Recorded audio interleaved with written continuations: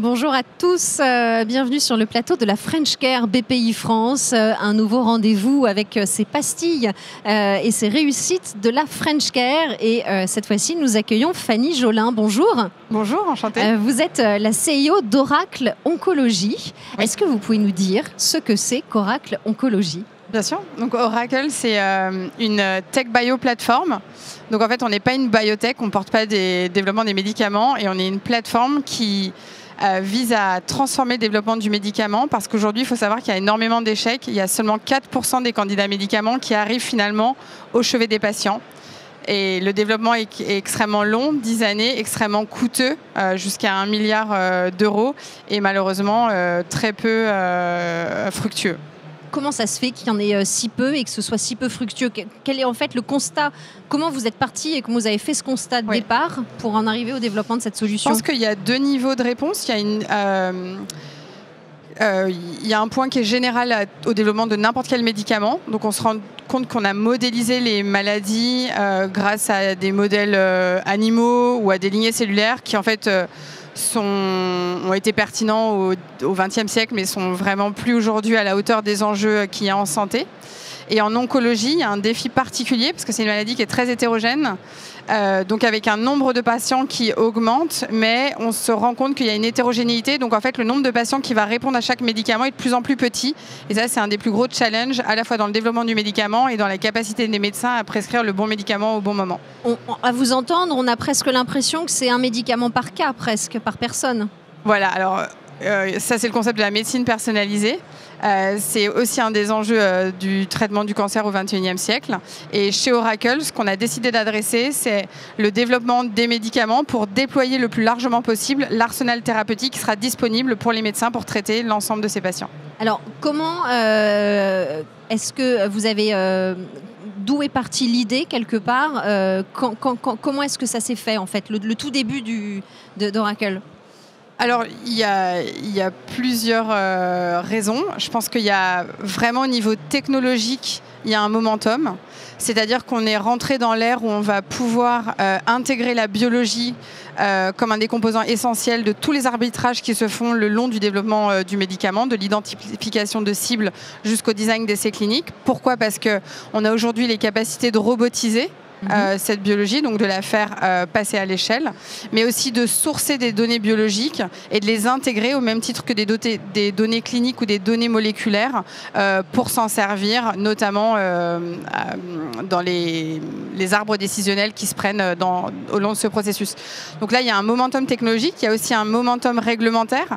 Donc ça a été entamé aux États-Unis par la FDA qui a voté une loi de modernisation qui permet en fait aujourd'hui à l'industrie pharmaceutique d'intégrer des modèles qui ne soient pas animaux dans les processus réglementaires qui sont autour du lancement des essais cliniques et la prescription des médicaments aux patients. Donc c'est deux momentum, comme vous dites. Et ensuite, comment est-ce que ça s'est fait, les différentes étapes de développement pour en arriver à la solution ?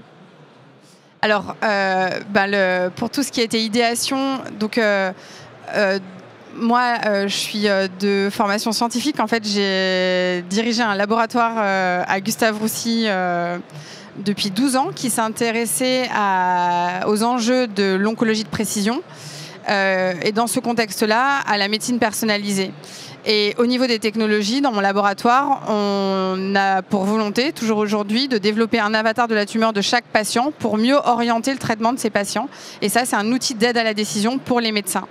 Mais en fait, ce qui est apparu assez évident dans ce programme, c'est que les collections qu'on était capable de générer, si en fait elles étaient dans le bon contexte, donc une start-up deep tech, tech bio, avec toute l'infrastructure qui permet d'automatiser, d'intégrer l'IA, en fait, ça pouvait devenir un outil d'aide à la décision pour le développement du médicament, donc en partenariat avec l'industrie pharmaceutique, mais aussi à titre propre chez Oracle.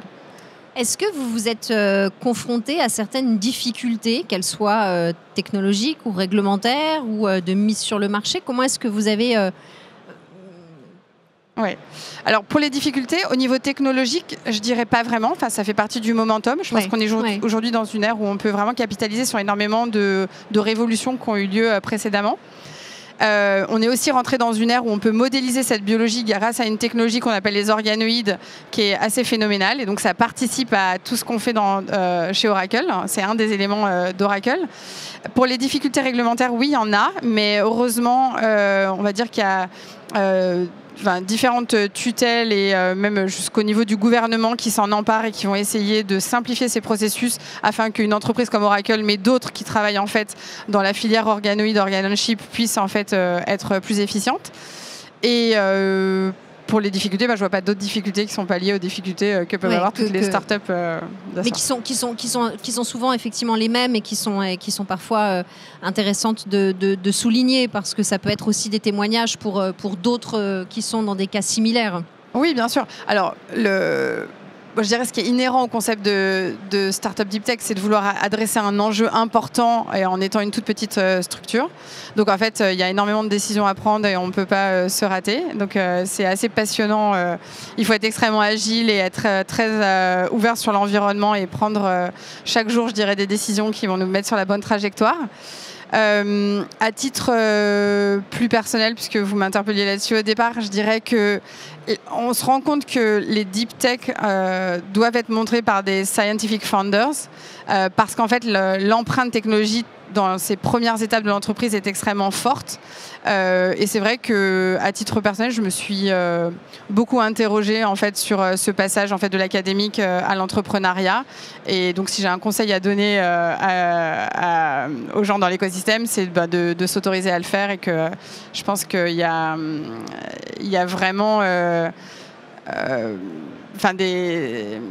il y a à la fois des points communs et une nouveauté qui est fascinante. Et donc moi, je ne regrette pas d'avoir fait ce choix-là. Et je dirais que finalement, le background de recherche structure la façon de penser, la clarté des idées, que c'est un atout dans l'entrepreneuriat, et que la recherche académique, c'est quand même aussi particulièrement difficile, et que finalement, on a la peau dure et qu'on est finalement bien entraîné. Donc vous avez un pied dans les deux en fait, oui. et un grand sourire quand vous en parlez, et je le souligne parce qu'on a vraiment l'impression que vous êtes porté par ce projet.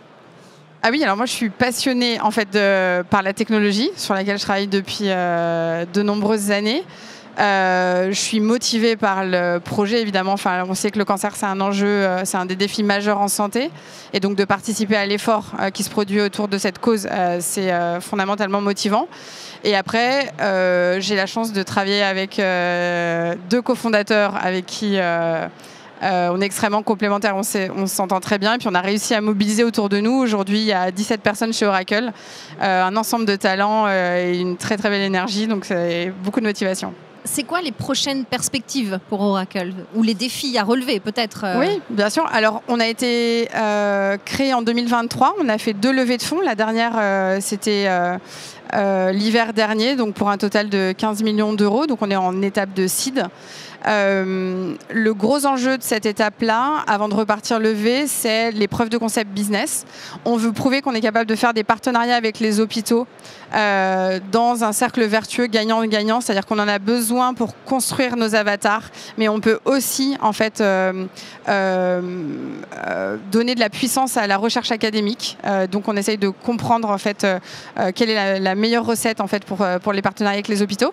Et puis bien sûr montrer que notre technologie est capable de transformer le développement du médicament, et pour cela on cherche à faire des partenariats avec l'industrie pharmaceutique. Et là aujourd'hui vous êtes déjà en partenariat avec combien d'hôpitaux, et peut-être avec combien de... Donc déjà un hôpital aujourd'hui, et Gustave Roussy, c'est ça? Voilà, le premier Gustave Roussy. Donc on est en discussion avec 5 autres, et on a signé un contrat avec une pharma, et on travaille sur d'autres.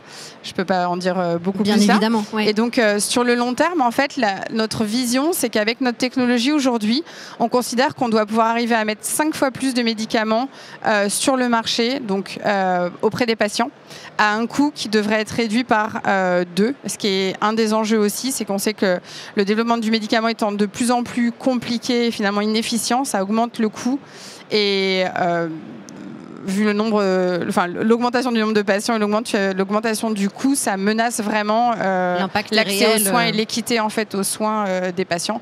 Donc chez Oracle, on a pour mission long terme en fait d'arriver non seulement à déployer plus de médicaments pour soigner les patients, mais à un coût qui reste réduit pour préserver l'équité d'accès aux soins. Parce que c'est effectivement un des grands défis de la santé aujourd'hui en France, c'est d'arriver à plus de prévention, à moins de curatifs, mais aussi à plus d'égalité des soins. Exactement. Ouais, exactement. C'est surtout ces enjeux que vous voulez travailler. Voilà, exactement. Ouais. Est-ce que pour vous un jour, alors pardon, là c'est la question à 1000 €, est-ce que pour vous un jour le cancer, on pourra en venir à bout? Est-ce que c'est quelque chose que vous pensez voir dans votre vie? Oui. Alors venir à bout, il faudrait préciser ça. Moi, ce que je crois, c'est que on fera du cancer une maladie chronique, c'est-à-dire qu'en fait, on pourra bien vivre avec le cancer, ce qui n'est pas le cas forcément aujourd'hui.